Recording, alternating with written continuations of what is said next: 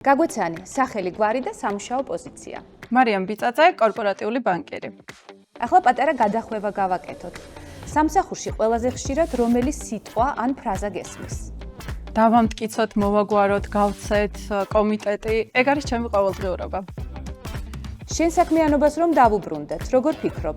რა ქმნის ნდობას ბანკსა და კლიენტს შორის? გულახდილობა და სწორი მოლოდინების შექმნა, როდესაც მომხმარებელს იმას პირდები, რისი გაკეთებაც რეალისტურია. რომელი ცნობილი კომპანიის ბანკირი იქნებოდი და რატომ?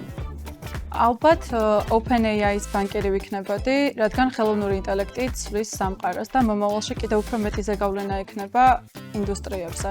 ფიქრობ, ესეთი კომპანიის ფინანსური მხარდაჭერა ნიშნავს არა მხოლოდ ზრდის ხელშეწყობას, არამედ მომავლის შენებაში მონაწილეობის მიღებას.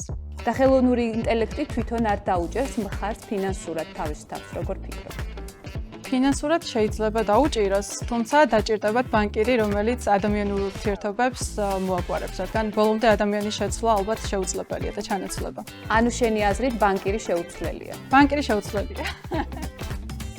დაამთავრე წინადადება.